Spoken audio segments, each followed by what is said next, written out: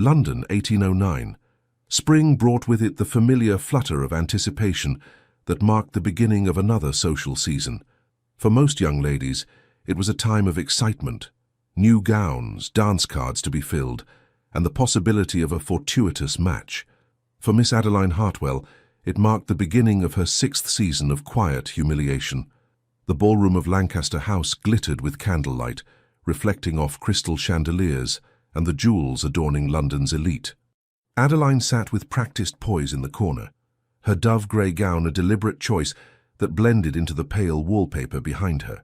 Her hands were folded neatly in her lap, her slender fingers occasionally smoothing the fabric of her modest dress, one carefully altered from last season to appear fresh enough for scrutiny. "Miss Hartwell, would you care for some refreshment?" asked Mrs. Fairchild, a kindly matron who had taken pity on Adeline over the years. "No, thank you," Adeline replied with a small smile that did not reach her hazel eyes. "I am quite comfortable." Comfort was a lie she had perfected.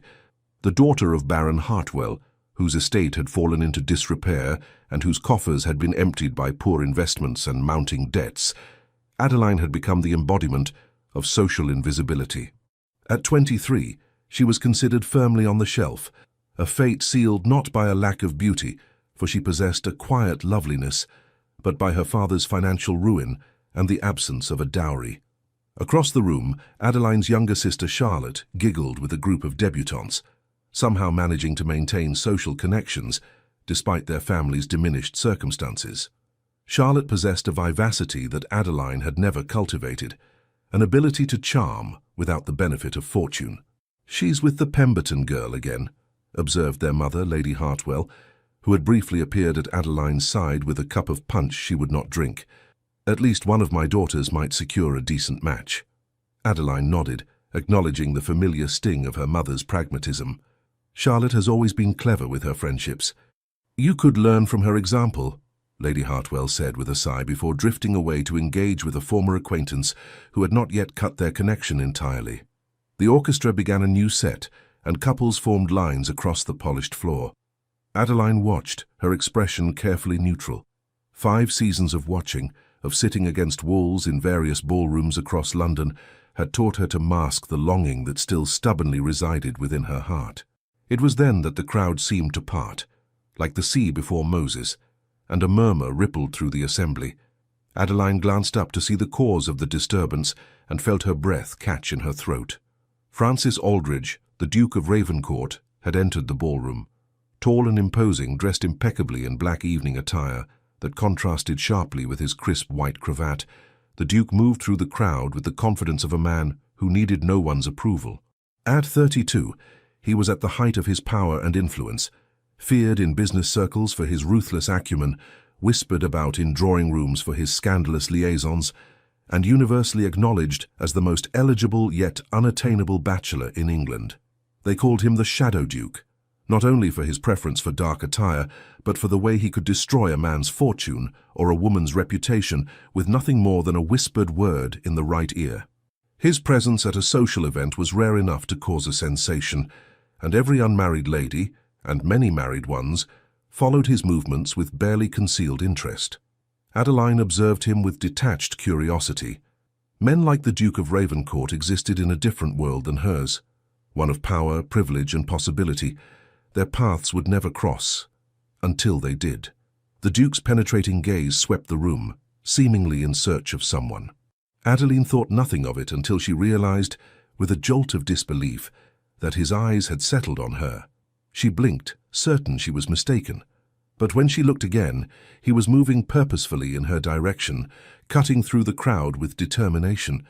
Adeline glanced behind her, convinced he must be approaching someone else.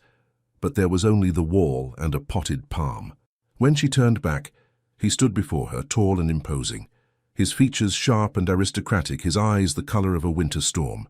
"Miss Hartwell, I presume." His voice was deep, cultured, with the confidence of a man who rarely had his wishes denied. Adeline rose on unsteady legs, executing a perfect curtsy despite her shock. "Your Grace, you have me at a disadvantage."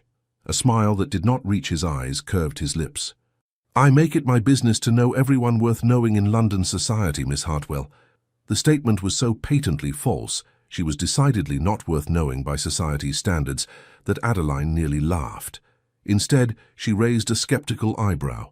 "Then your intelligence gatherers have led you astray, Your Grace." Something flickered in his eyes, surprise, perhaps, at her candor. Around them, the ballroom had grown quieter, with nearby conversations faltering as people strained to overhear their exchange. "On the contrary," he replied, his voice lowering to a timbre that seemed to vibrate through her very bones. "I believe they have led me precisely where I needed to be." The orchestra began the opening notes of a waltz, a dance still considered daringly intimate despite its growing acceptance. The Duke extended his gloved hand to her, his gaze never leaving hers. "Dance with me." It wasn't a question but a command, softly delivered yet unmistakable in its authority. Adeline knew she should refuse. Dancing with the Duke of Ravencourt would invite speculation, gossip, and inevitable disappointment when nothing came of it. She had spent 5 years cultivating invisibility as a shield against society's cruelty. One dance could shatter that protection. Yet her hand moved of its own accord, settling into his palm like a bird coming to rest. Yes. As he led her onto the floor, every eye in the ballroom followed them. Lady Fairfield nearly spilled her punch. Charlotte's mouth hung open in an unladylike gape. And Lady Cecilia Beaumont, the season's reigning diamond with her golden curls and substantial dowry, watched with narrowed eyes, as the Duke, whom everyone believed would eventually offer for her, instead took the hand of the invisible Miss Hartwell. "Everyone is staring," Adeline murmured as the Duke's hand settled at her waist with surprising gentleness. "Let them," he replied simply, before sweeping her into the waltz with practiced ease. Dancing with the Duke of Ravencourt was like being caught in the eye of a storm, a moment of perfect suspended calm while chaos swirled around them. He moved with fluid grace that belied his imposing stature, guiding her through the steps as if they had danced together 100 times before. "You dance well, Miss Hartwell," he observed, his expression inscrutable. "The benefit of 5 seasons of observation, Your Grace," she replied. "One has ample time to study technique when not participating." Again that flicker in his eyes. "You speak quite frankly, a habit my mother despairs of correcting." Adeline found herself relaxing slightly, the rhythm of the dance grounding her. "May I ask why you've chosen to dance with me this evening? Surely there are more advantageous partners available to you." The Duke's grip tightened almost imperceptibly on her waist. "I find that advantage is a relative concept, Miss Hartwell. What appears disadvantageous to some may be precisely what others seek. And what do you seek, Your Grace?" His gaze intensified, seeming to look beyond her carefully composed exterior to something deeper. "A woman who understands the value of directness, a woman without illusions." The waltz ended before Adeline could formulate a response. The Duke escorted her back to her corner, bowed formally over her hand, and instead of departing, leaned closer. "I would speak with you further, Miss Hartwell. Perhaps you might join me on the terrace in 10 minutes' time." It was improper, scandalously so. Yet Adeline found herself nodding before she could consider the wisdom of such a meeting. The Duke straightened, gave her a look that seemed to contain a warning, and strode away, leaving whispers and speculation in his wake. 10 minutes later, having slipped away from the ballroom with a whispered excuse to Mrs. Fairchild, Adeline stood on the moonlit terrace, her shawl pulled tightly around her shoulders against the spring night's chill. "Miss Hartwell." The Duke's voice came from the shadows before he emerged, his tall figure silhouetted against the light from the ballroom windows. "Your Grace." Adeline's voice was steady despite the impropriety of their meeting. "I confess, I'm curious about what matter could be so urgent as to require a clandestine conversation." "I require a wife," he stated without preamble. Adeline blinked, certain she had misheard. "I beg your pardon?" "I require a wife," he repeated, moving closer, his features now visible in the moonlight. "And I believe you would suit my purposes admirably." "Your purposes?" Adeline echoed, her mind struggling to make sense of his words. "My brother and his wife died 6 months ago, a boating accident on Lake Geneva." His voice remained even, though something in his eyes suggested a deeper pain. "They left behind a daughter, my niece Eleanor. She is 5 years old and currently in the care of my sister-in-law's parents. I'm very sorry for your loss, Your Grace, but I fail to see. The Winstons, my late sister-in-law's parents, have petitioned for permanent guardianship of Eleanor. They claim that my bachelor status and reputation make me an unsuitable guardian for a young girl. Understanding began to dawn, and a wife would make you appear more suitable. Precisely. He nodded approvingly, as if she were a pupil who had grasped a difficult concept. The court hearing is in 2 months. I need to present a stable, respectable household before then. But surely someone of your standing could have any number of suitable brides. Lady Cecilia Beaumont, for instance, has made her interest quite clear. The Duke's expression hardened. I have no interest in Lady Cecilia or any woman who seeks the title of Duchess above all else. What I need, Miss Hartwell, is a practical arrangement with a woman who harbors no romantic illusions about marriage to me. And you believe I fit that description because you have observed society from its margins for years. You understand its hypocrisies and cruelties. You speak directly when others would simper and flatter. And, he added with brutal honesty, your family's financial situation is dire enough that a practical arrangement would be welcome. Adeline felt heat rise to her cheeks, not from maidenly embarrassment but from a flash of indignation. You've investigated my family's finances? I investigate everything that concerns me, Miss Hartwell.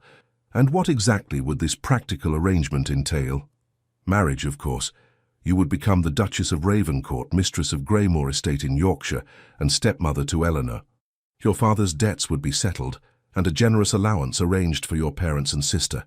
In return, you would provide the respectability I need to secure guardianship of my niece. And after the guardianship is secured, what then? The Duke's gaze was steady. We would continue our arrangement. You would have your own suite of rooms at Greymore. Your obligations would be social in nature, hosting necessary gatherings, appearing at my side when required. Beyond that, your time would be your own. A marriage in name only, then? Something flashed in his eyes too quickly to interpret, unless mutually agreed otherwise. Adeline turned away, moving to the stone balustrade of the terrace. The garden beyond lay in shadows, much like the future the Duke was proposing. A duchess in title only, married to a man who sought her for her practicality rather than any deeper connection. It should have been offensive. Yet wasn't it more honest than the false flattery and empty promises that characterized so many marriages of her acquaintance? And what were her alternatives? Another 5 seasons of sitting against walls, watching Charlotte marry while she herself became the spinster aunt, dependent on the charity of others. You need not answer immediately, the Duke said, breaking the silence. I will call upon you tomorrow at 2 o'clock. We can discuss the terms more thoroughly then. Adeline turned back to face him. And if I refuse? For the first time, uncertainty crossed his features. Then I shall have to seek another solution. Another practical bride, you mean? Yes. The admission was candid. Though I suspect I would be hard-pressed to find one who intrigues me as you do, Miss Hartwell. Before she could respond to this unexpected statement, the terrace doors opened, spilling light and the sound of music into their private conversation. The Duke stepped away from her with practiced ease. Consider my proposal, he said quietly. Until tomorrow, Miss Hartwell. With a formal bow, he departed, leaving Adeline alone with the night air, and a decision that would alter the course of her life forever. Greymore Estate loomed against the Yorkshire sky like something from a fevered dream. Gothic spires reaching toward the clouds, windows like watchful eyes, and stone walls darkened by centuries of Yorkshire rain. As the ducal carriage approached through an avenue of ancient oaks, Adeline felt a shiver that had nothing to do with the autumn chill. It's rather imposing, isn't it? She murmured, more to herself than to her new husband seated across from her. The Duke of Ravencourt, Francis as she was still becoming accustomed to calling him, glanced up from the correspondence he had been reading. Greymore has stood for over 4 centuries. It was built to withstand both the elements and enemies. Does your Grace have many enemies? The question slipped out before she could reconsider it. His lips quirked in what might have been amusement. Every man of consequence has enemies, Duchess. And please, when we are alone, I would prefer you use my given name. We agreed upon that. Francis, she amended, the name still foreign on her tongue, despite having been married to him for a fortnight. Their wedding had been a quiet affair at St. George's in London, with only her immediate family and a handful of his associates in attendance. The absence of society at such a significant union had caused nearly as much gossip as the hasty nature of their engagement. The carriage rattled over the stone bridge that crossed a swift-flowing river before beginning the final ascent to the house. Adeline straightened her travelling coat, suddenly conscious of her appearance. She would soon be meeting the staff of Greymore as their new mistress, a role she had never been trained for, having been raised with modest expectations in a household that had been reducing its servants yearly. "There is no need for anxiety," Francis said, observing her with those penetrating grey eyes. "Mrs. Hughes, the housekeeper, has been informed of our arrival and will have prepared everything to your comfort." "I'm not anxious," Adeline replied, lifting her chin. "Merely contemplative." A ghost of a smile crossed his face. "Of course, my mistake." The carriage came to a stop before the imposing entrance of Greymore. Footmen appeared as if by magic, opening the carriage door and lowering the steps. Francis descended first, then turned to offer his hand to Adeline. As she placed her gloved fingers in his, she was struck again by the contradictions of their situation. They were legally bound, and yet strangers. She wore his ring and bore his title, and yet knew almost nothing of the man beyond the carefully worded agreement they had signed in her father's study 2 days after his proposal. The staff was assembled in 2 neat lines in the grand entrance hall, a sea of black and white uniforms beneath the vaulted ceiling and ancestral portraits. Mrs. Hughes, a dignified woman of middle years, stepped forward with a curtsy. "Your Grace, welcome home." "And may I be the first to welcome Her Grace, the Duchess, to Greymore." "Thank you, Mrs. Hughes," Francis replied with the easy authority of one accustomed to command. "I trust all is in order." "Yes, Your Grace. The Duchess's rooms have been prepared according to your instructions, and dinner will be served at 7. Adeline smiled warmly at the housekeeper. "Thank you, Mrs. Hughes. I look forward to becoming acquainted with you and all the staff." If the housekeeper was surprised by such friendliness from a duchess, she concealed it well. "It would be my pleasure to conduct you on a tour of the house tomorrow morning, Your Grace, after you've had time to rest from your journey." "That would be most helpful." Francis placed a proprietary hand at the small of Adeline's back, a gesture that sent an unexpected warmth through her, despite the formality of their arrangement. "Mrs. Hughes will show you to your rooms now. I have some business matters to attend to in my study, but I shall join you for dinner." With that he was gone, striding away down a corridor with the confidence of a man who had never questioned his place in the world. Adeline watched him go, struck by the realization that this imposing house and this enigmatic man were now the center of her existence. Mrs. Hughes led her up a grand staircase, past portraits of stern-faced Aldridges who seemed to judge her with painted eyes. "The family wing is in the east section of the house, Your Grace. His Grace has had the Duchess's suite entirely refurbished for your arrival." "That was thoughtful of him," Adeline replied, though she wondered if it had been thoughtfulness or simply another detail in his meticulous planning. The Duchess's suite proved to be a revelation, a sitting room in soft blues and creams that opened into a bedchamber of understated elegance. Beyond that lay a dressing room and a private bathing chamber with modern plumbing, a luxury Adeline had not experienced in her father's increasingly shabby home. "His Grace selected the furnishings himself," Mrs. Hughes informed her with a note of approval. "Most unusual, but he was most specific about certain details." Adeline ran her fingers over the spines of books arranged on a small shelf, novels and poetry collections, including several of her favorites. Had Francis chosen these, or had it been the work of an efficient secretary given instructions to furnish a lady's room? "Your lady's maid, Miss Wilson, will attend you shortly," Mrs. Hughes continued. "Is there anything else you require in the meantime, Your Grace?" "No, thank you. This is all quite overwhelming."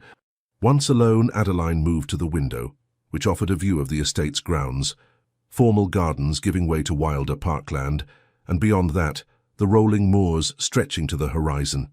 It was beautiful in its stark way, so different from the manicured gardens of London townhouses, or the gentle countryside of Hampshire where she had been raised.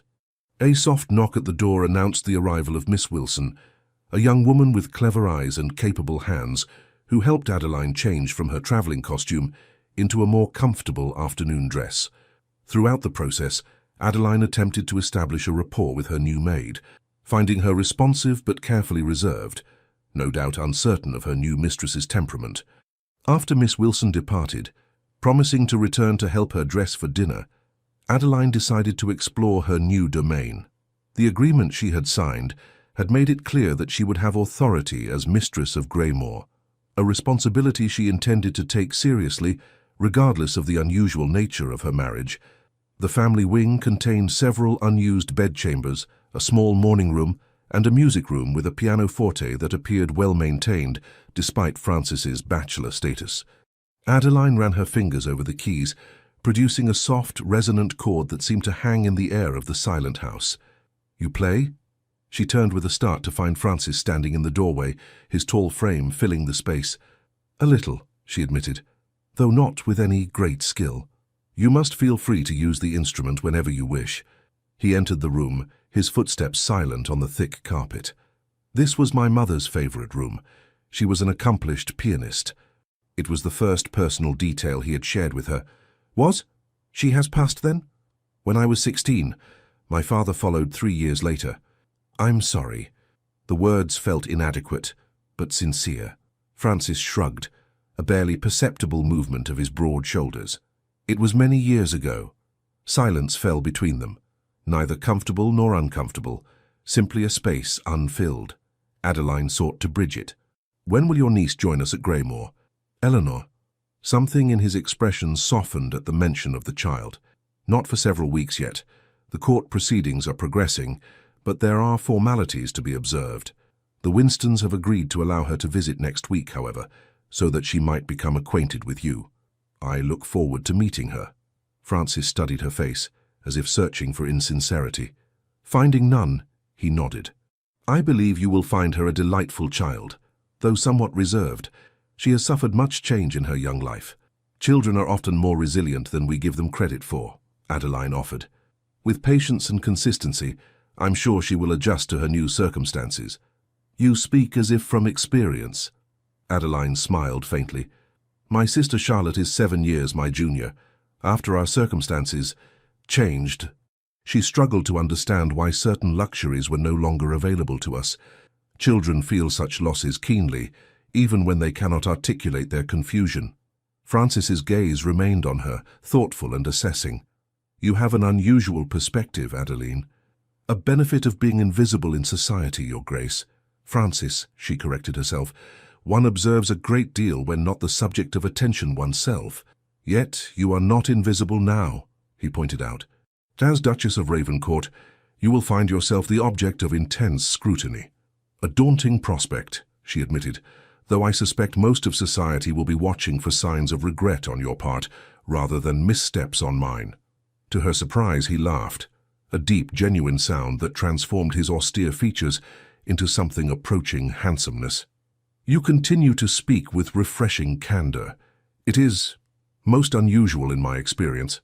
I hope it is not disagreeable to you." "On the contrary." His expression grew serious once more. "Our arrangement may be unconventional, Adeline, but I would not have you fear speaking your mind to me, particularly in matters concerning Eleanor's welfare or the management of this household." "Thank you." She found herself genuinely touched by this concession. "I shall endeavor not to abuse the privilege." A clock somewhere in the house chimed the hour, breaking the moment of connection between them. Francis straightened, resuming his customary formality. "I should return to my correspondence. Dinner is at 7, as Mrs. Hughes informed you. Until then, feel free to continue exploring your new home." With a bow that managed to be both courteous and distant, he left her alone in the music room. The first fortnight at Greymore established patterns that would define Adeline's new life. Her days were filled with learning the intricacies of managing a great house, consulting with Mrs. Hughes and the butler, Mr. Simmons, about menus and household schedules, and gradually winning the trust of staff who had grown accustomed to serving a bachelor duke with little interest in domestic matters. Francis remained an enigma, unfailingly courteous but distant, joining her for dinner each evening where they engaged in carefully neutral conversation about estate matters or London gossip. He never sought her company beyond these formal interactions, disappearing into his study or riding out across the moors for hours at a time. Adeline found herself oddly disappointed by this strict adherence to the terms of their agreement. Though she had entered the marriage with no romantic expectations, some small foolish part of her had hoped for companionship at least. The anticipated visit from Eleanor was a welcome diversion from these unsettling thoughts. The child arrived on a crisp autumn morning, accompanied by a stern-faced woman introduced as Mrs. Winston, her maternal grandmother. Eleanor Aldridge was a solemn child, with her uncle's grey eyes and dark hair arranged in neat ringlets beneath a blue bonnet. She curtsied with perfect form when introduced to Adeline, but said nothing, watching her new aunt with wary assessment. "Eleanor has been most properly raised, Mrs." Winston informed Adeline with a pointed emphasis that suggested she doubted the same could be said of the new Duchess. She excels at her piano lessons and French studies, and her needlework is exceptional for a child of 5. "How impressive," Adeline replied warmly, kneeling to Eleanor's level despite Mrs. Winston's visible disapproval of such informality. "I hope you'll play for me while you're visiting, Eleanor. The music room here has a lovely pianoforte." The child glanced up at her grandmother, as if seeking permission to respond directly. At Mrs. Winston's curt nod, she murmured, "Yes, Aunt Adeline," in a voice so soft it was barely audible. Francis, who had been observing the interaction with uncharacteristic tension in his bearing, stepped forward. "Perhaps you would like to show Eleanor the gardens, Adeline. I believe Mrs. Hughes has arranged for tea to be served in the conservatory afterward." Understanding his intent to separate the child from her grandmother's oppressive influence, Adeline nodded. "What a splendid idea. Would you like to see the rose garden, Eleanor? I believe there are still a few late blooms despite the season." Mrs. Winston began to object, but Francis cut her off with practiced authority. "I'm sure you must be fatigued from your journey, Mrs. Winston.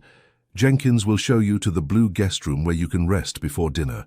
The woman's lips thinned in displeasure, but even she dared not contradict a duke in his own home. With a reminder to Eleanor to mind her posture and not soil her dress, she allowed herself to be escorted away by the impassive butler. Once Mrs. Winston was out of sight, Francis knelt beside his niece, his expression softening in a way Adeline had never witnessed before. "Hello, little one." The transformation in the child was immediate and heartbreaking.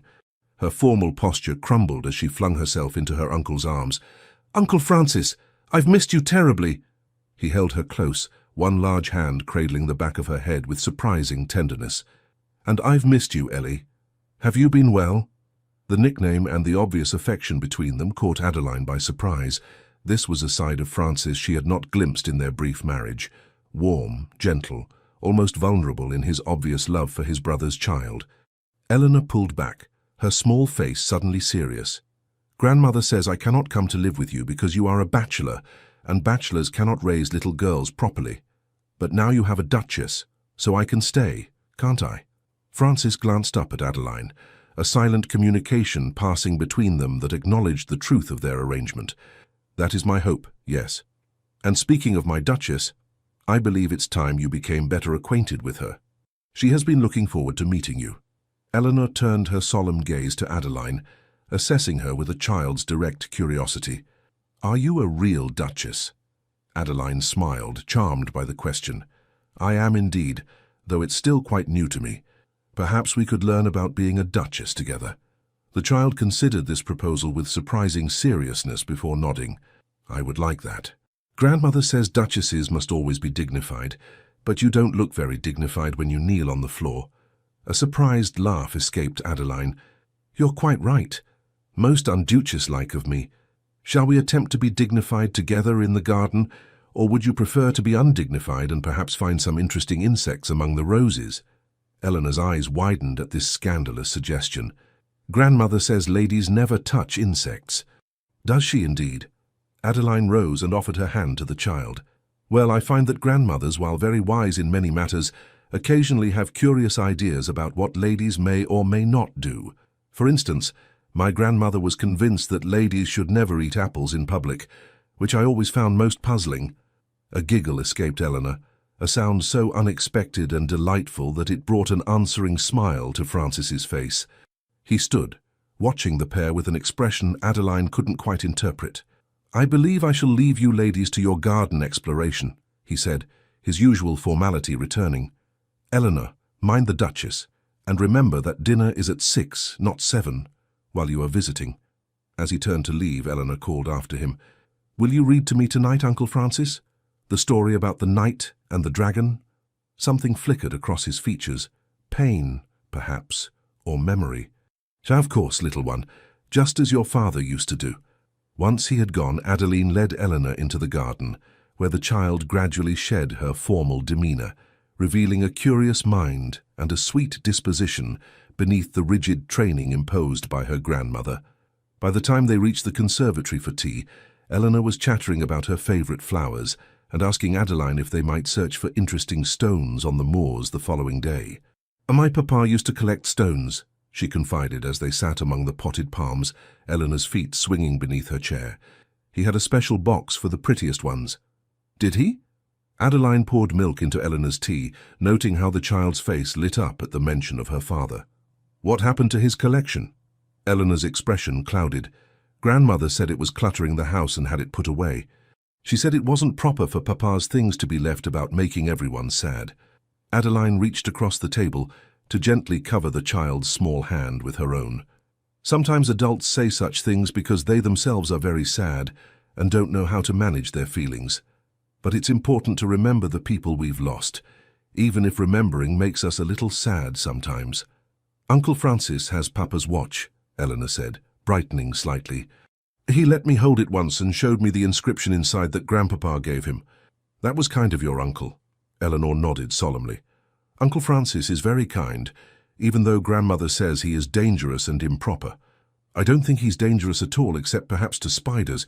He removed one from my room once and wouldn't tell me if he had killed it or set it free." Adeline bit back a smile at this assessment. "I believe your grandmother and many others may not understand your uncle very well. Do you understand him?" The question was posed with a child's directness. Adeline considered her answer carefully. "Not entirely, but I hope to, given time. Papa said Uncle Francis has a heart bigger than the whole of Yorkshire, but hides it better than a fox hides its den." The insight, delivered in a child's voice but clearly the words of Francis's brother, struck Adeline deeply. She looked across the conservatory to where the man in question had appeared in the doorway, watching them with that inscrutable expression he so often wore. Had she, like society, misjudged the Duke of Ravencourt? Was there more to the man than the cold, calculating figure who had proposed their practical arrangement? The question lingered in her mind as Francis approached to join them for tea, his manner warming perceptibly as Eleanor recounted their garden adventures with animated enthusiasm. For the first time since their marriage, Adeline found herself truly curious about the man she had wed, not as the shadow duke of society's gossip, but as the uncle who read dragon stories and removed spiders from little girls' rooms. The man who, according to his brother, possessed a heart larger than Yorkshire itself. October gave way to November, bringing with it the biting wind and grey skies for which Yorkshire was notorious. Within the stone walls of Greymore, Adeline had settled into her role as Duchess with growing confidence, earning the respect of the staff and gradually making the imposing house feel more like a home. Eleanor's visit had concluded with promises of her return for Christmas, a prospect that brought genuine pleasure to Adeline, who had developed a deep affection for the solemn little girl with her keen observations and hidden spark of mischief. The court proceedings regarding her guardianship continued, with Francis making regular trips to London to consult with his solicitors. Each return brought cautious optimism. Their marriage had indeed strengthened his case considerably. It was after one such return, as Adeline sat in the small morning room she had claimed as her private sanctuary, that a footman arrived with a silver salver bearing a visiting card. "Lady Cecilia Beaumont, Your Grace," he announced. "She asks if you are receiving callers this afternoon." Adeline concealed her surprise behind a calm smile. "Yes, of course. Please show her ladyship to the blue drawing-room and ask Mrs. Hughes to arrange for tea." As the footman departed, Adeline moved to the mirror above the fireplace, adjusting her hair and smoothing the skirts of her russet day dress. Lady Cecilia's arrival was unexpected and, given the woman's known interest in Francis before his sudden marriage, potentially awkward. The blue drawing-room, with its elegant furnishings and views of the frost-touched gardens, provided a formal setting for their meeting. Adeline entered to find Lady Cecilia examining a porcelain figurine with critical interest. "Lady Cecilia, what an unexpected pleasure." Adeline's voice was warm despite her wariness. Cecilia turned, setting down the figurine with deliberate care. She was as beautiful as Adeline remembered, golden-haired, blue-eyed, with the kind of perfect features that seemed almost mathematically designed to appeal. Her travelling costume was the height of fashion, the deep green velvet flattering to her complexion. Duchess. Lady Cecilia curtsied with perfect form, her smile not quite reaching her eyes. How kind of you to receive me without notice. I was visiting cousins in the area and thought it only proper to pay my respects to Greymoor's new mistress. How thoughtful, Adeline replied, gesturing toward the settee. Please, make yourself comfortable. Tea will arrive shortly. They settled into the elegant furniture, the silence between them charged with unspoken tension. Cecilia's gaze wandered the room, taking in the details of Adeline's domain with barely concealed assessment. You've made changes to the drawing room, she observed. I recall the curtains being blue brocade when I last visited. The implication that she had been a guest at Greymoor before was not lost on Adeline. Yes, I found some lovely gold silk in the attics that brightens the room considerably during our darker Yorkshire days. How resourceful. The word carried a hint of condescension, although I would have thought a duke's bride might prefer to order new furnishings rather than rummaging through attics. Adeline smiled pleasantly. I find there's something satisfying in discovering hidden treasures already within one's home. The silk is of exceptional quality, far superior to what one might find in shops today. The arrival of tea provided a welcome interruption. As Adeline poured, she noted the calculating look in Cecilia's eyes. This was no casual social call. I must confess, Cecilia said, accepting her cup, all of London was quite astonished by your marriage. The Duke of Ravencourt's interest in you seemed to materialize rather abruptly. Love often strikes unexpectedly, Adeline replied smoothly, the practiced lie coming easily after weeks of similar insinuations from the local gentry. Cecilia's laugh was like crystal breaking. Love, my dear Duchess, surely we need not pretend with one another. We both know what brought about this sudden union. Adeline maintained her composure. Do we? A child, Cecilia stated with quiet triumph. Or rather, the guardianship of one.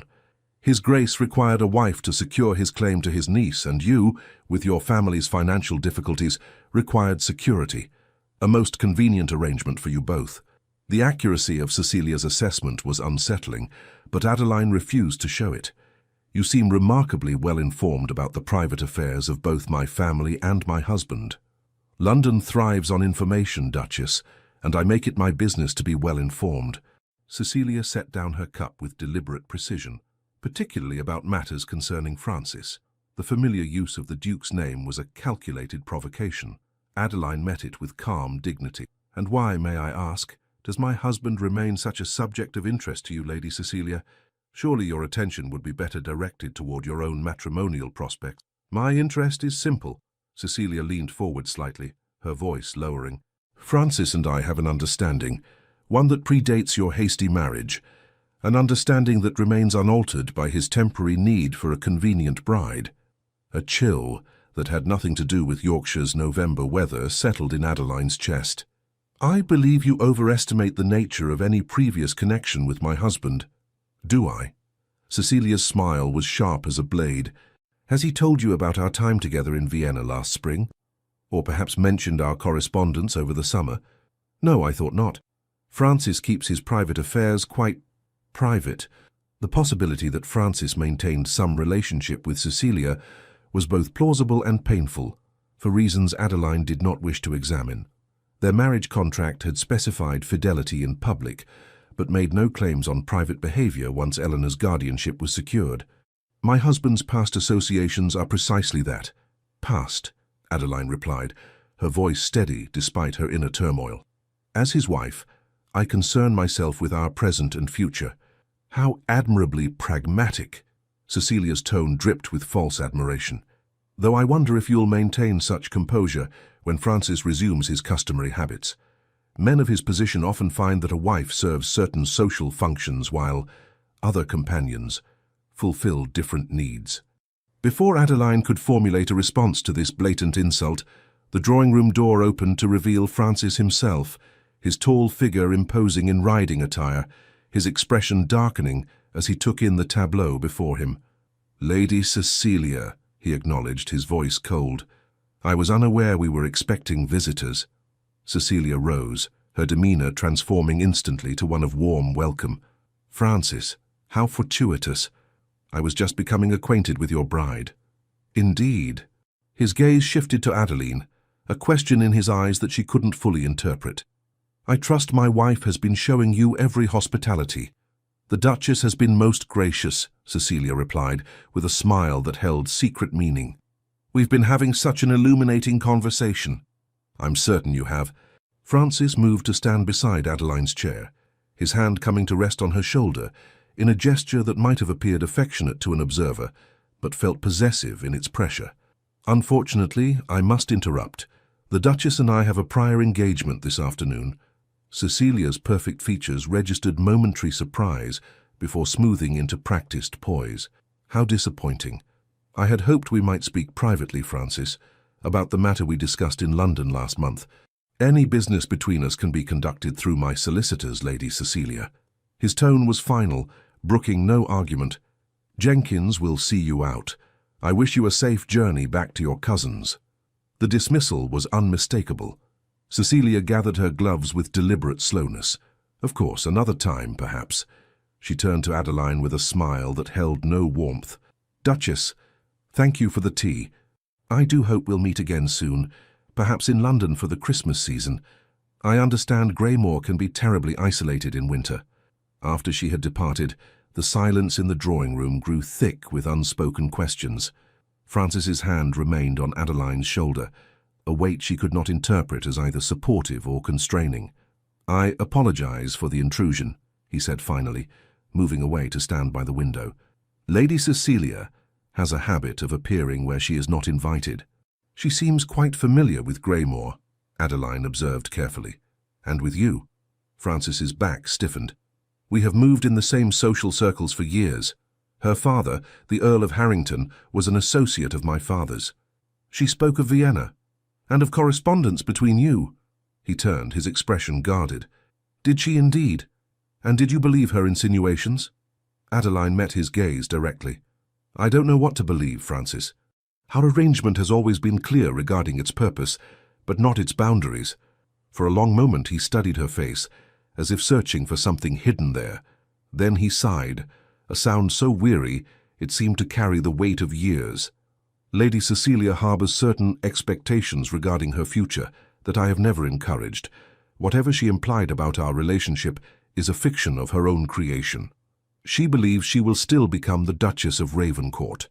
A harsh laugh escaped him. "A title that is already occupied, as she has been clearly informed."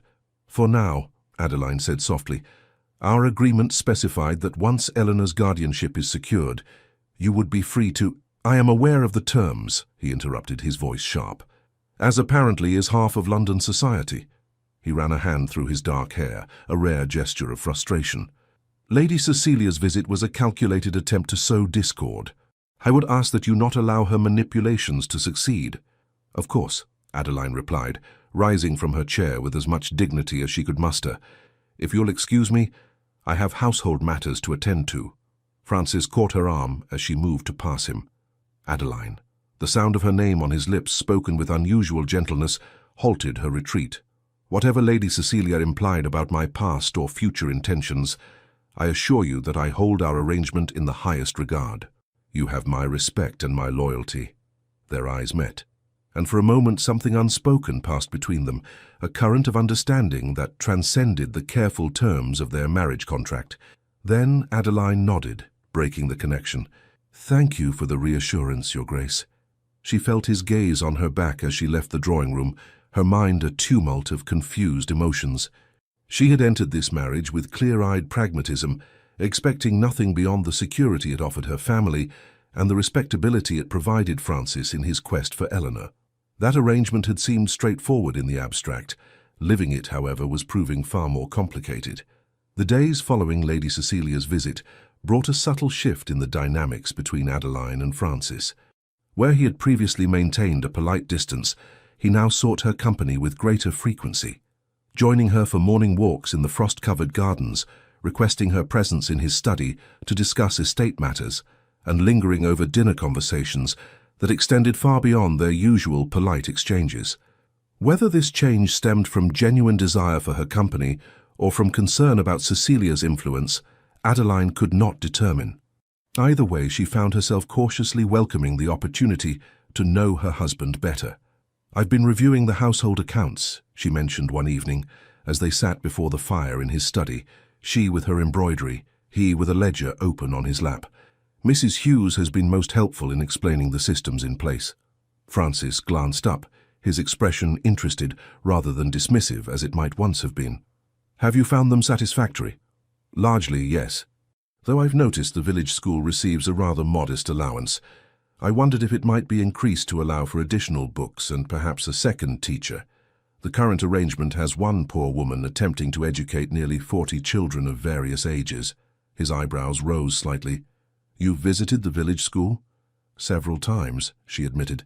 "I've been accompanying Dr. Bennett on his rounds to the tenant families. It seemed a practical way to become acquainted with the estate's people. Most duchesses would consider such duties beneath their dignity." Adeline's needle moved steadily through the linen.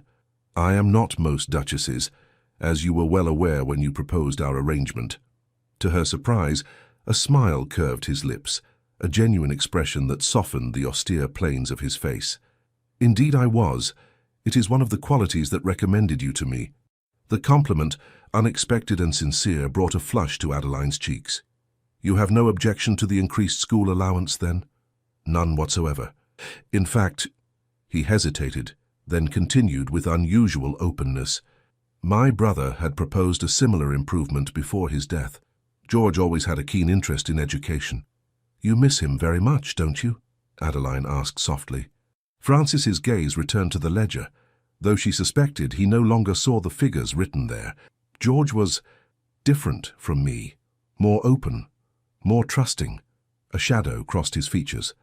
Perhaps if he had been less so, he might still be alive. The statement hung in the air between them, laden with implication. Adeline set aside her embroidery. "You don't believe the boating accident was truly an accident?" His eyes, when they met hers, held a bleakness that caught at her heart. "I believe my brother was encouraged to invest in a shipping venture by men who knew the enterprise was doomed to fail. When he discovered their deception, he and Catherine traveled to confront them. The boating accident occurred the day before that planned confrontation." "Heavens," Adeline breathed. "Have you proof of this?" "Nothing that would stand in a court of law, but I have been gathering evidence." His expression hardened. "Those responsible will face justice, one way or another." The vehemence in his tone revealed a depth of feeling Francis rarely displayed.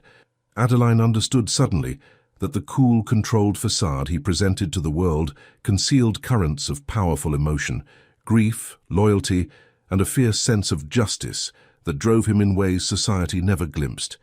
"Is that why you've cultivated your reputation as the Shadow Duke?" she asked. "To pursue this investigation without raising suspicion?" Francis regarded her with new interest, as if seeing her more clearly. "Partly, yes.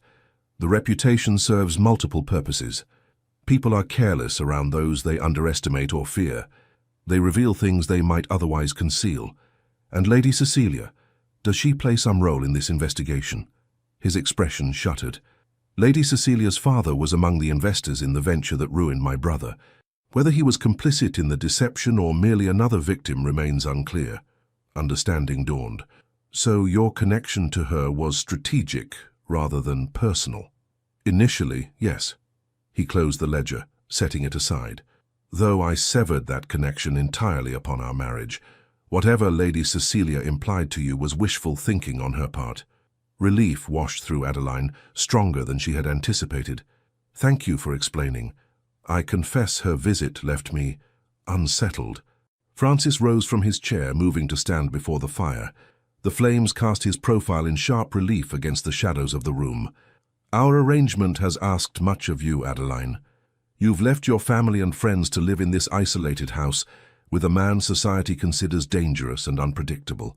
You've taken on responsibility for a child not your own, and you've done so with more grace than I had any right to expect." The honesty in his voice touched something deep within her. "The arrangement has benefited me as well, Francis. My family's security is assured, and I—" She hesitated, searching for words that would not reveal too much of her changing feelings. "I have found purpose here at Greymore that I never had in London ballrooms." He turned to face her, his expression softened by the firelight. "Nevertheless, I am in your debt, a fact I do not acknowledge lightly. "There is no debt between us," she replied, "only the terms of our agreement. Terms which I fear may have seemed cold and restrictive in retrospect." He took a step toward her chair.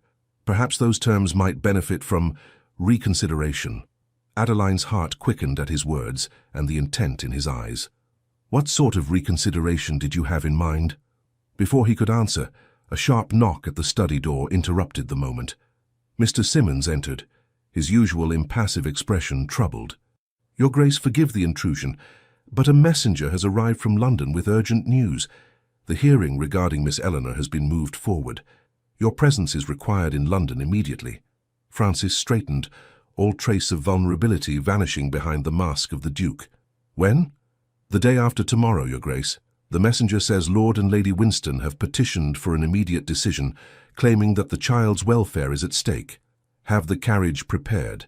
"I'll leave within the hour." Francis turned to Adeline. "This is the Winstons' final attempt to undermine our claim. They know their position weakens with each passing day that Eleanor is settled in our care." "What can I do?" Adeline asked, rising to her feet. Francis considered for a moment, his mind clearly working through multiple contingencies. "Come with me to London. Your presence will strengthen our case, and Eleanor will be comforted having both of us there." "Of course. I'll have Miss Wilson pack immediately." As they prepared for the journey, Adeline reflected on how seamlessly they had shifted from their intimate conversation to a unified front against this external threat. Whatever was developing between them, this cautious warming, this tentative trust would have to wait. Eleanor's future came first, as it should. The journey to London was long and arduous, made more difficult by heavy rains that turned the roads to mud and slowed their progress considerably. By the time they reached the Duke's London residence in Grosvenor Square, both were exhausted and anxious about the hearing scheduled for the following morning. Eleanor was already there, having been brought from the Winstons' home by a court-appointed chaperone. The child flew into Francis's arms the moment he entered the drawing room, her small face alight with joy, despite the uncertainty surrounding her future. "Uncle Francis, Aunt Adeline, I knew you would come." Francis lifted her high, his severe expression melting into genuine warmth. "Of course we came, little one. Nothing could have kept us away." Eleanor's gaze moved anxiously between them. "Grandmother says the judge might make me stay with them forever. She says you're not suitable guardians because—" She hesitated, clearly repeating words she didn't fully understand. "Because your marriage is a sham, and you don't truly care for each other." Adeline exchanged a quick glance with Francis, seeing her own alarm reflected in his eyes. The Winstons were playing a dangerous game, involving a child in adult manipulations. Kneeling beside Eleanor, Adeline took the little girl's hand in hers. "Eleanor, sometimes adults say unkind things when they're afraid of losing someone they love. Your grandmother loves you very much and is frightened of changes, but you mustn't worry about what she says about us." "But is it true?" Eleanor's grey eyes, so like her uncle's, searched Adeline's face. "Grandmother says you only married Uncle Francis because he paid your family's debts." Francis crouched beside them, his large hand gentle on Eleanor's shoulder. "Eleanor, listen to me. What exists between adults is often complicated and not easily explained to children. But I can promise you this. Your Aunt Adeline and I have the deepest respect for one another, and we both love you dearly.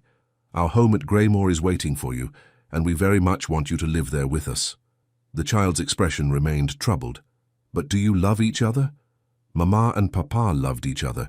They were always laughing and holding hands, even when they thought I wasn't looking."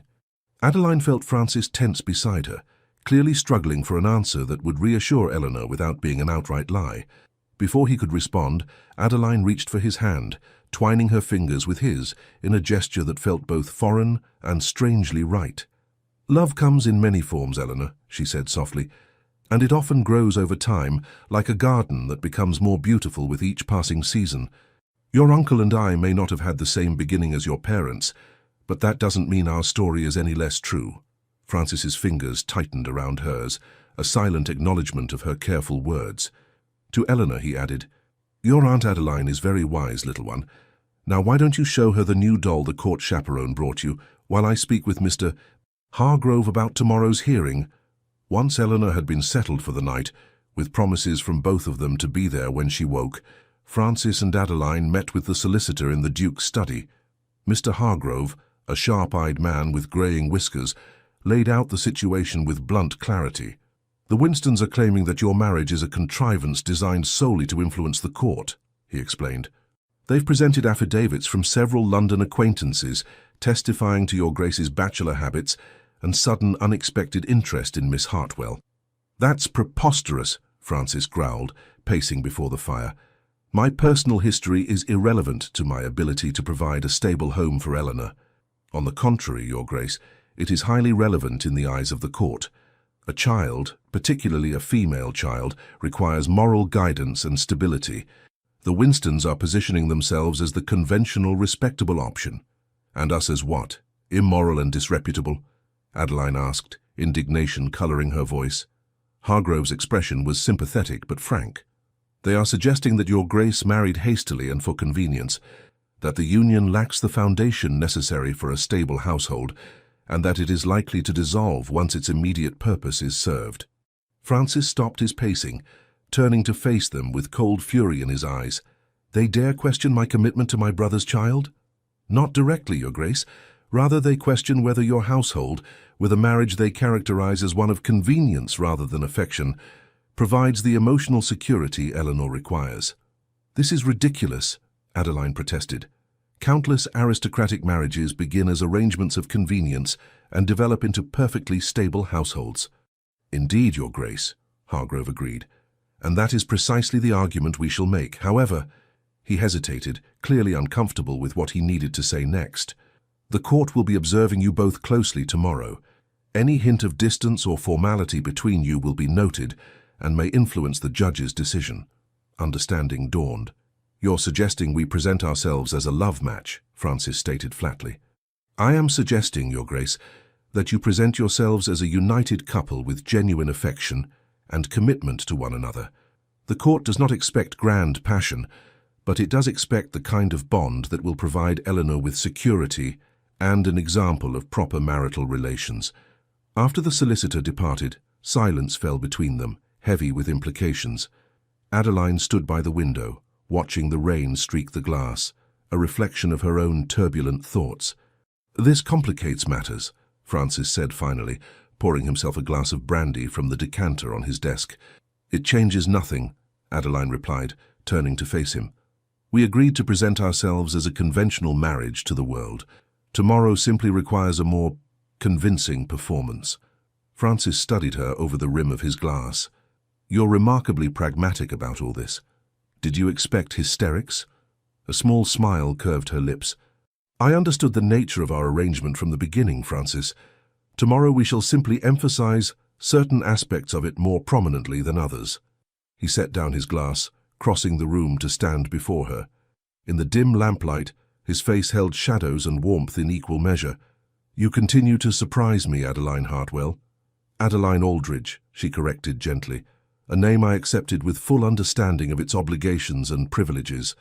His hand rose, hesitating momentarily before brushing a loose strand of hair back from her face, a gesture of intimacy they had never before shared. "Tomorrow, then, we present ourselves as a couple drawn together by genuine regard rather than practical considerations. It needn't be entirely pretense," she found herself saying, her voice softer than intended. "I have developed a genuine regard for you, Francis. Whatever brought us together initially, these months at Greymore have shown me a man of principle and depth that society never sees." Surprise flickered in his eyes, followed by something warmer. "And I have discovered that the quiet wallflower of London ballrooms possesses more courage and character than most who command the spotlight." His hand lingered near her face, his voice lowering. "Perhaps Hargrove is right. Perhaps what began as convenience has become something more substantial." The moment hung between them, charged with possibility. Then, with careful deliberation, Francis leaned forward and pressed his lips to hers. A kiss so gentle it might have been imagined, yet so profound it seemed to alter the very air around them. When he drew back, his eyes searched hers, questioning. Adeline answered by reaching up to touch his face, her fingers tracing the strong line of his jaw. "For Eleanor," she whispered, though they both recognized the words as only partially true. "For Eleanor," he agreed, before drawing her into a more thorough embrace, one that acknowledged the growing truth neither had yet fully admitted. that their practical arrangement had sparked an entirely impractical emotion. The courtroom was imposing. Oak paneling, high ceilings, and the weight of centuries of legal precedent, creating an atmosphere of solemn authority. Adeline sat beside Francis in the front row, her gloved hand resting in his, their shoulders nearly touching in a tableau of marital unity.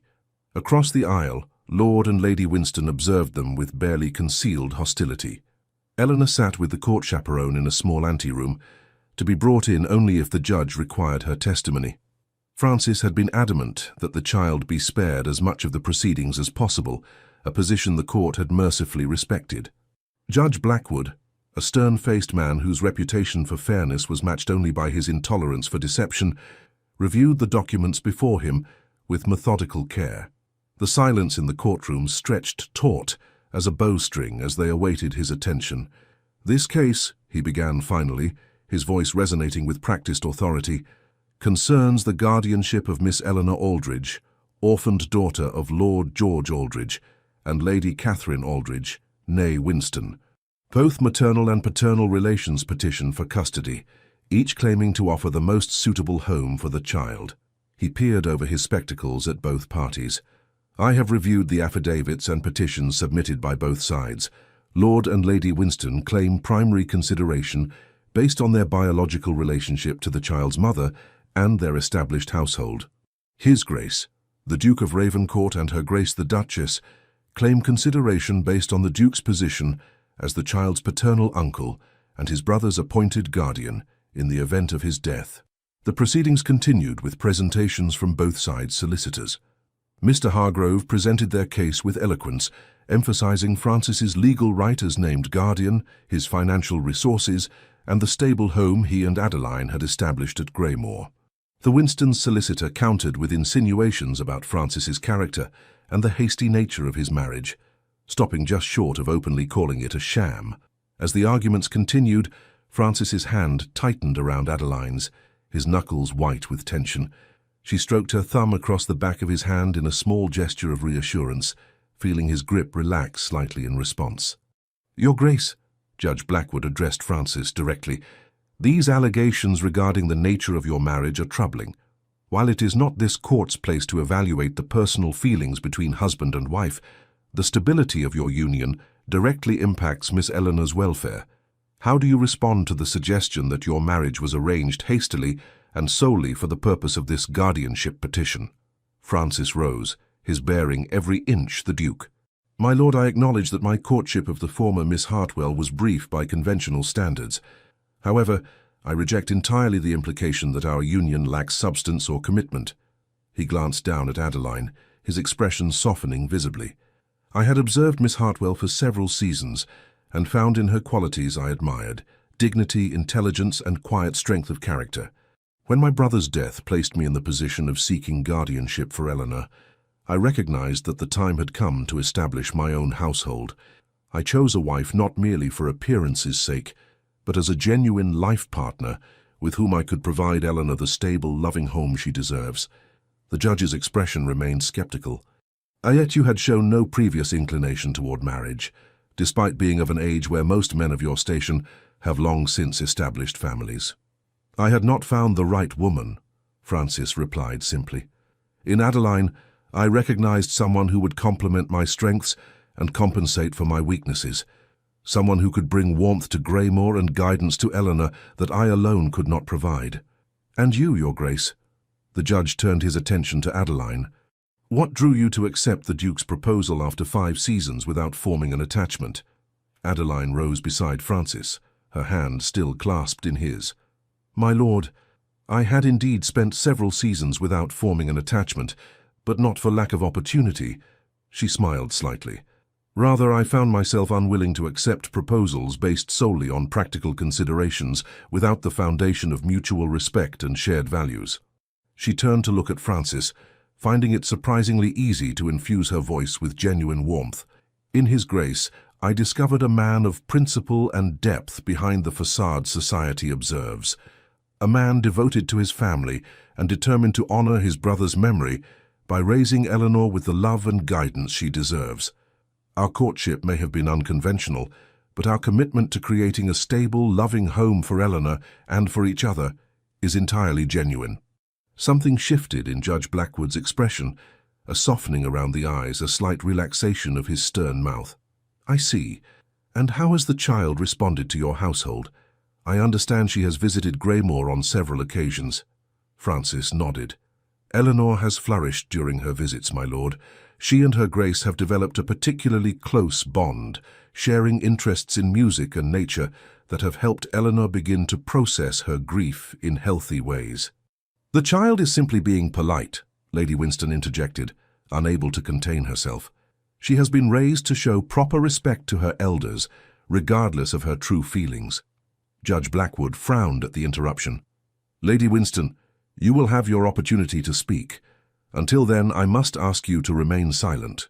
The hearing continued with testimony from the court-appointed observer who had supervised Eleanor's visits to both households.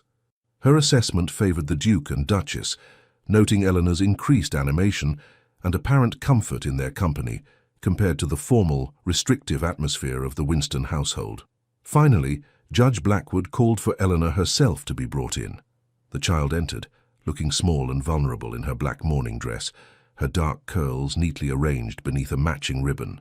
She curtsied to the judge with perfect form, her solemn face a mask of careful politeness. "Miss Eleanor," the judge began, his tone gentler than it had been throughout the proceedings, "I have just a few questions for you, and I want you to answer them honestly. There are no wrong answers, do you understand?" "Yes, sir," Eleanor replied, her voice barely audible in the large room. "You have spent time in both your grandparents' home and at Greymore with your uncle and his wife. Can you tell me how you feel about each place?" Eleanor glanced nervously at her grandmother, then at Francis and Adeline. "Grandmother and Grandfather Winston have a very nice house in London. It has pretty furniture and a garden with roses." "And how do you feel when you are there?" the judge prompted. The child hesitated, clearly struggling between honesty and the desire to please. "I try to be very good there," she said finally. "Grandmother says little girls should be seen and not heard, so I practice sitting still and speaking only when spoken to." "I see. And at Greymore?" Eleanor's face transformed, a genuine smile replacing her careful composure. "Greymore is wonderful. Uncle Francis lets me ride my pony, and Aunt Adeline reads stories with me in all the different voices. We collect interesting stones on the moors, and I'm learning to play the pianoforte in the music room. And last time we built a fort in the library using cushions and blankets, and Uncle Francis pretended to be a dragon, trying to capture the princess." A ripple of surprised laughter ran through the courtroom at this image of the austere Duke of Ravencourt engaged in imaginative play. Adeline felt Francis stiffen beside her, but when she glanced at him, his expression held only tender affection as he regarded his niece. "That sounds enjoyable indeed," Judge Blackwood said, a hint of a smile touching his lips. "One final question, Miss Eleanor. If you could choose where to live, where would that be?" Eleanor's smile faded, her small face growing serious once more. "I would live at Greymore with Uncle Francis and Aunt Adeline," she said without hesitation. "But I would visit grandmother and grandfather sometimes too, if they wouldn't be too angry with me for choosing." Lady Winston made a small sound of distress, quickly stifled behind her handkerchief. Lord Winston placed a restraining hand on his wife's arm, his expression grim but resigned. Judge Blackwood nodded, thanking Eleanor and instructing the chaperone to return her to the anteroom. Once the child had departed, he surveyed the courtroom thoughtfully. "Having reviewed all evidence and testimony, I am prepared to render my decision." He straightened in his chair, his voice resuming its formal cadence. "It is the finding of this court that primary guardianship of Miss Eleanor Aldridge shall be granted to His Grace, Francis Aldridge, Duke of Ravencourt, and Her Grace, Adeline Aldridge, Duchess of Ravencourt, in accordance with the expressed wishes of the late Lord George Aldridge." A wave of relief washed through Adeline, so powerful she might have swayed had Francis not steadied her with a strong arm around her waist. "However," the judge continued, raising a hand to silence the murmurs that had broken out, "this court recognizes the importance of maintaining connections with both maternal and paternal relations. Therefore, Lord and Lady Winston shall be granted visitation rights to be exercised at Greymore or at their London residence for a period not to exceed 1 week per quarter, unless all parties agree to alternative arrangements. The judgment was fair, fairer than either side had expected, given the acrimony that had developed between them. As the court adjourned, Adeline watched Lord Winston approach Francis with visible effort at dignity. "Your Grace, we," he began, clearly struggling for words. "We only wanted what was best for our granddaughter." Francis regarded him steadily, as did I, Lord Winston. "Perhaps we can agree that Eleanor's welfare transcends our personal differences." "Indeed." Winston hesitated, then continued with palpable difficulty. "My wife, her grief over Catherine's death has made her less reasonable than she might otherwise be. In time, I hope we may establish a more amicable relationship for Eleanor's sake." "That would be my preference as well," Francis replied, his tone measured but not unkind.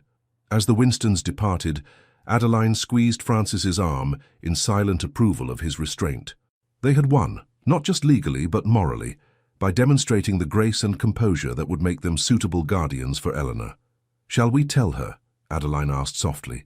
Francis's smile was one of genuine joy, an expression she had rarely seen from him. "Yes, together." When they entered the anteroom, Eleanor looked up from the book the chaperone had been reading to her, her eyes wide with apprehension. "Is it over? Did the judge decide?" Francis knelt before her, taking her small hands in his. "Yes, little one. The judge has decided that you will come to live with us at Greymoor, as your father wished." Eleanor's face lit with pure joy. "Truly? Forever? Forever," Adeline confirmed, kneeling beside Francis. "You'll have your own room, just as we discussed, the one with the window seat overlooking the rose garden. And can I bring my books and my collection of pressed flowers?" "Every last one," Francis promised, "and anything else you wish to have with you." Eleanor threw her arms around both of them, her small body trembling with emotion. "I knew the judge would understand. I told him the truth, just as you said I should." "You were very brave," Francis said, his voice thick with feeling. "Your father would have been proud." They returned to Grosvenor Square, the three of them sharing the carriage in a bubble of quiet happiness. Eleanor chatted excitedly about her plans for her new life at Greymoor, the pony she would ride, the lessons she would have, the exploration of the moors when spring came. Adeline and Francis exchanged glances over her head, their shared joy in the child's happiness creating a warm current of connection between them. It was late afternoon when a message arrived from Lord and Lady Winston, requesting permission to see Eleanor before they departed London the following day. Francis, in a gesture of goodwill, suggested they invite the elder couple to dine that evening. "Are you certain?" Adeline asked quietly as they stood together in his study. "It may be rather strained." "Undoubtedly," he agreed, "but for Eleanor's sake, we must establish civil relations with the Winstons. She should not be made to feel she must choose between her maternal and paternal families." His consideration for Eleanor's emotional well-being, even at the cost of his own comfort, touched Adeline deeply. "You're right, of course. I'll speak with Mrs. Daniels about dinner arrangements." The dinner was indeed strained, with Lady Winston maintaining a rigid formality that barely concealed her disappointment at the court's decision. Lord Winston, however, made visible efforts at conciliation, engaging Francis in conversation about estate management and inquiring politely about Adeline's impressions of Yorkshire. Eleanor, dressed in her best frock and on her most exemplary behaviour, watched the adults with obvious relief as the meal progressed without open hostility. When Adeline suggested that she might show her grandparents the drawing she had made that afternoon, the child eagerly retrieved it from the morning room. "It's Greymoor," she explained proudly, presenting the childish but recognizable sketch. "See? That's Uncle Francis and Aunt Adeline, and that's me, and that's my pony, Starlight."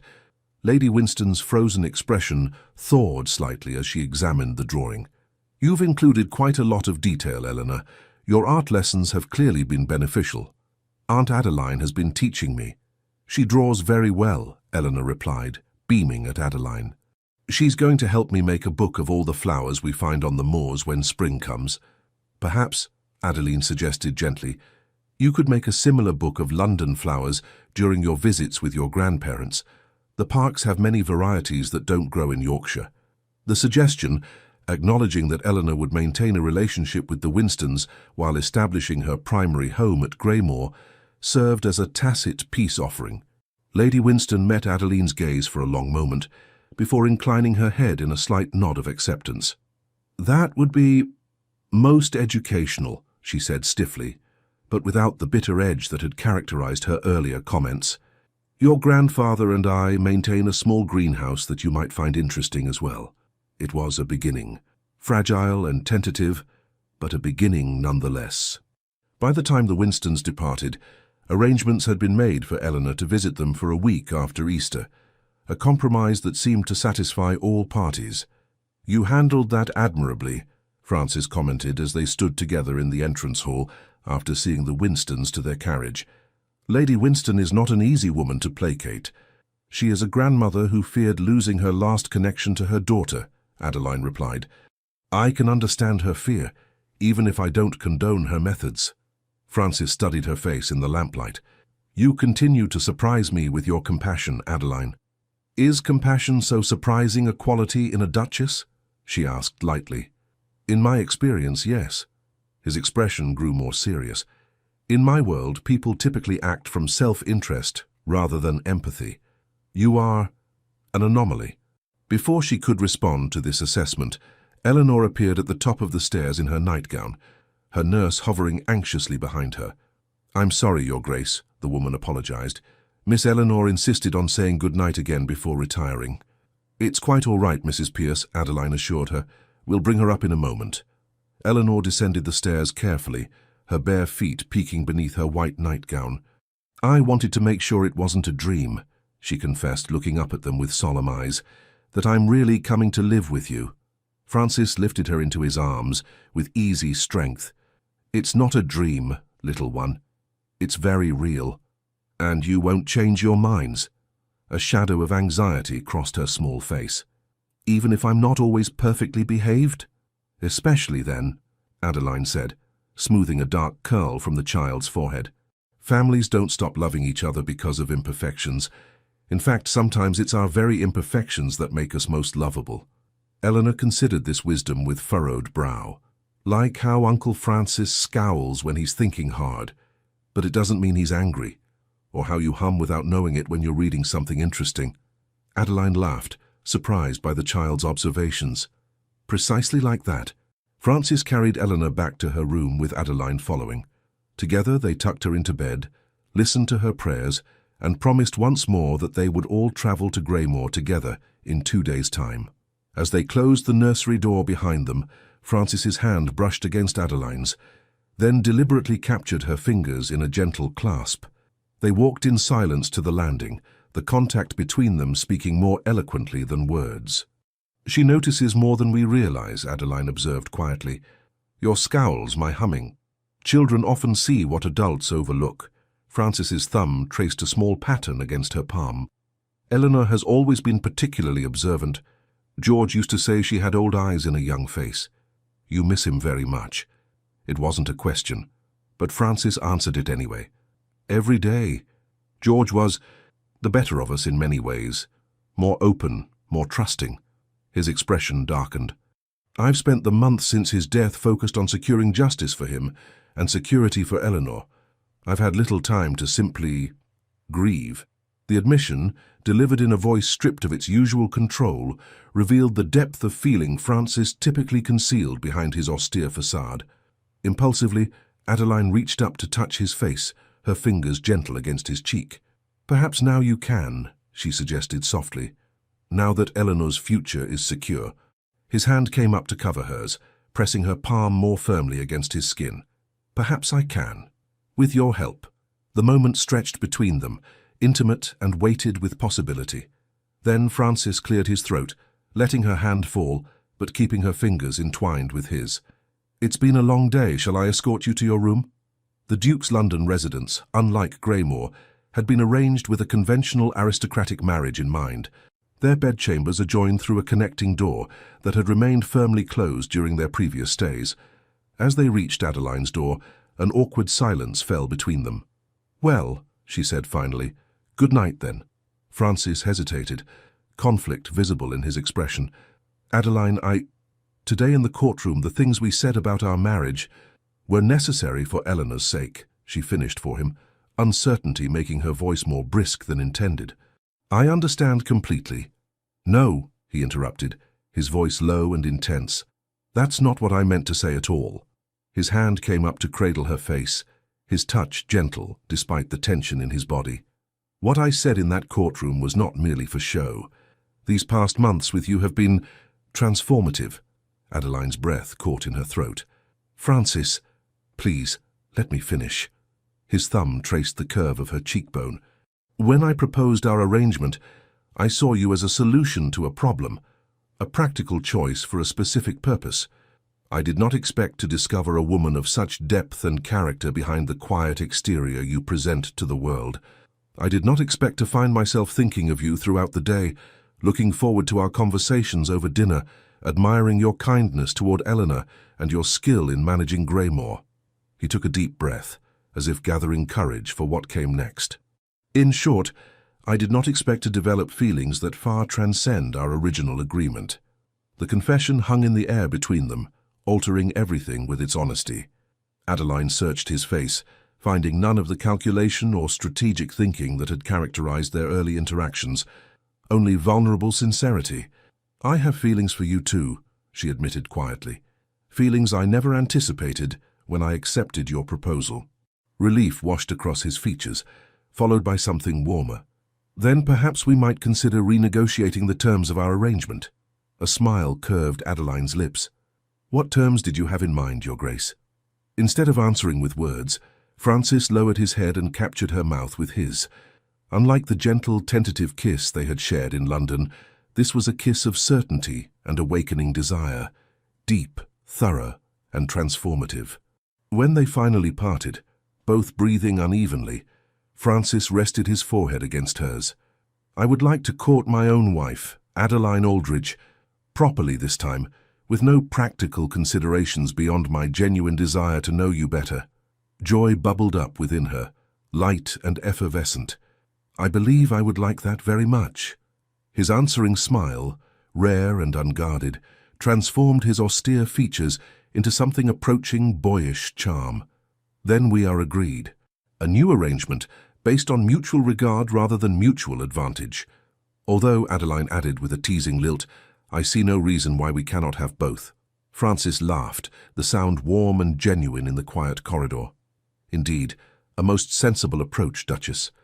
With a final lingering kiss, he bid her good night, both of them understanding that while their relationship had irrevocably changed, they had time now to explore its new dimensions at their own pace, without the pressure of Eleanor's custody hanging over them.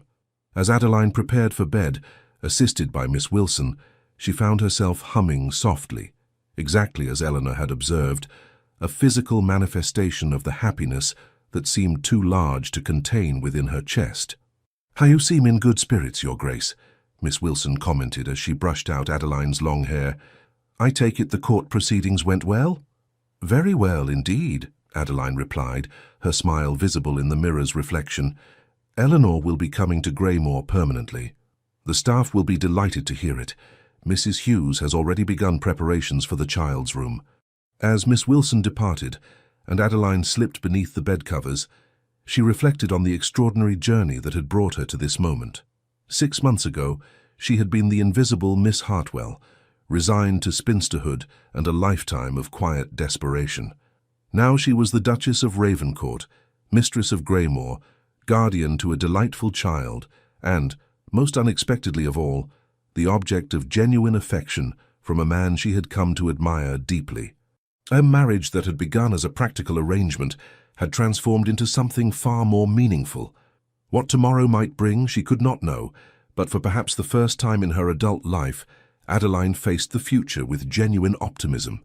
Spring came to Greymore in a riot of wildflowers across the moors and tender green shoots in the formal gardens. Eleanor, fully settled into her new home, flourished under the combined influence of Francis's steady guidance and Adeline's gentle encouragement. The child's nightmares, which had been frequent in the early weeks after her arrival, gradually subsided as security and routine worked their healing magic on her young spirit. The household itself seemed to breathe more easily, as if the ancient stones of Greymore had been waiting for the sound of a child's laughter to echo through its halls. Mrs.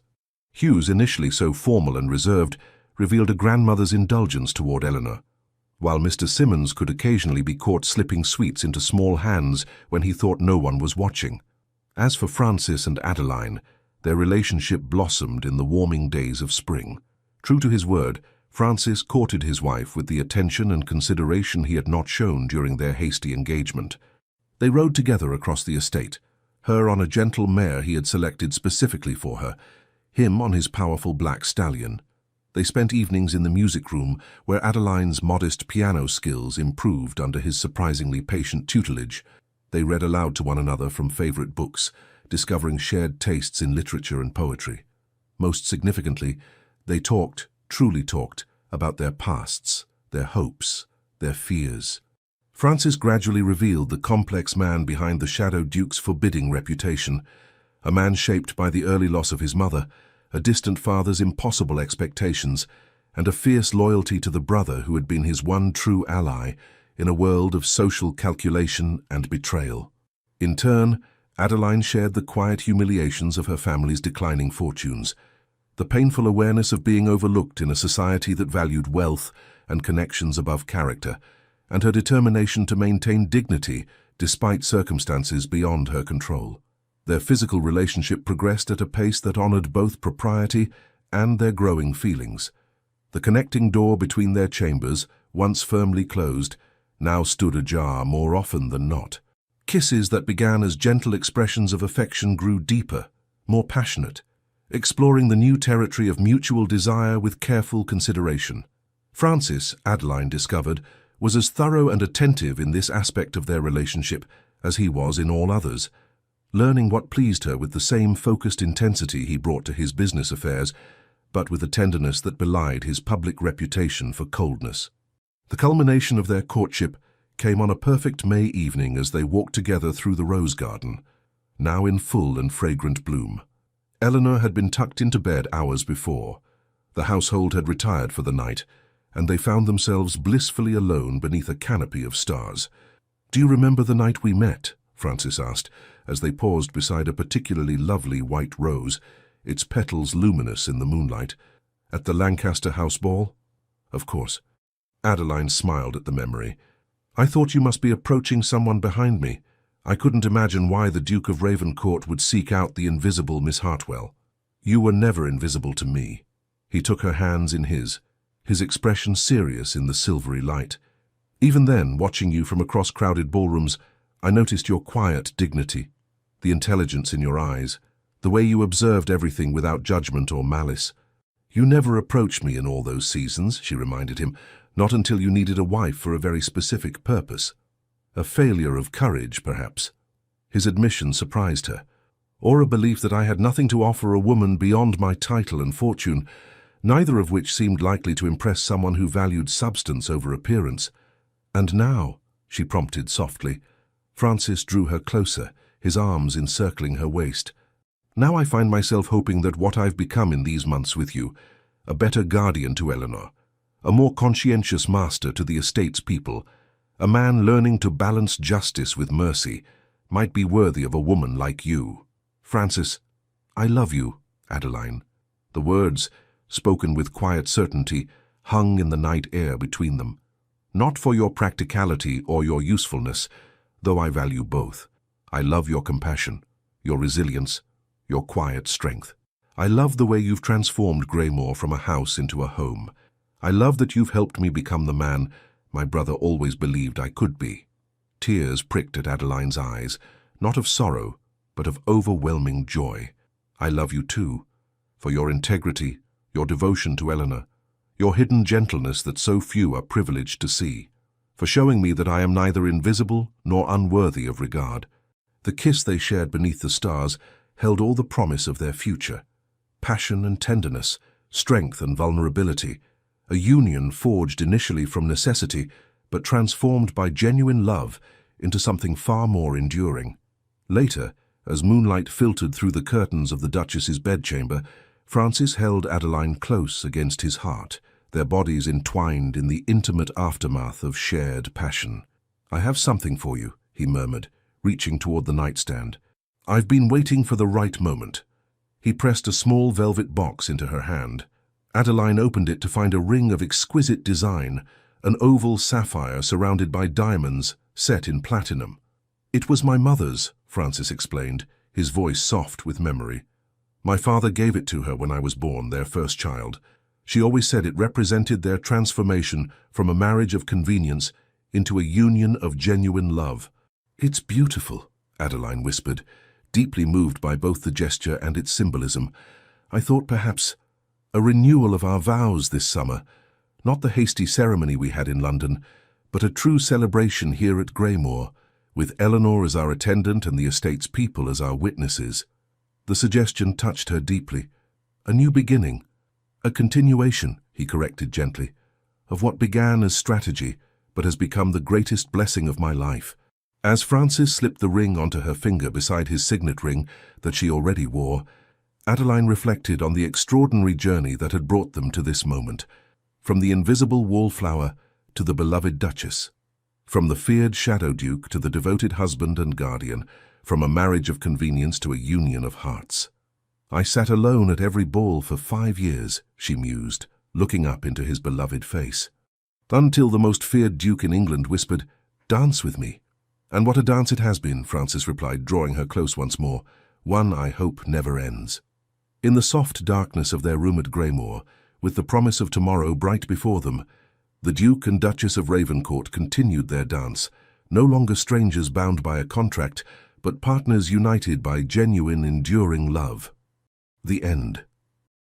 Dear listener, the stories that touch our hearts are rarely mere fantasies. They are reflections of life's deepest truths. Adeline and Francis's journey reminds us that it's never too late to find love and purpose, even when we believe our time has passed. Like Adeline, perhaps you felt that life has moved on without you, that you've remained invisible while others danced. Know that your story is still being written. The value you carry doesn't diminish with age or missed opportunities. In fact, the wisdom and strength you've cultivated through years of quiet dignity may be precisely what makes you extraordinary. In our modern world, where youth and instant connection are often prized above all else, remember that the most meaningful relationships can begin unexpectedly and blossom slowly. True connections, whether romantic partnerships, friendships, or family bonds, are built on understanding, respect, and the courage to be vulnerable.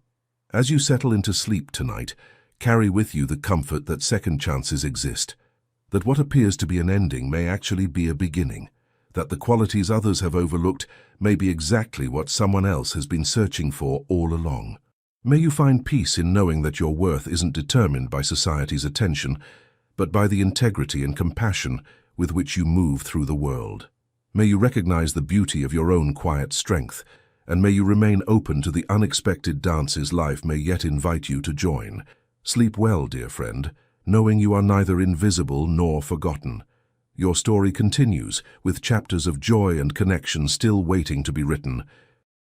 With deepest appreciation. Legends of the Fall Team. Thank you so much for staying with us until the end. If Adeline and Francis's story touched something in your heart, if you felt seen, understood, or simply swept away, we invite you to support our channel. Please subscribe, like, comment, and share this video. Your support means the world to us, and from the bottom of our hearts, it keeps us motivated to keep telling these stories, full of love, redemption, and unforgettable twists. And don't go just yet. Another story suggestion will appear at the end of this video. Click and be surprised by another emotional journey like this one. With all our affection, the Legends of the Fall Team.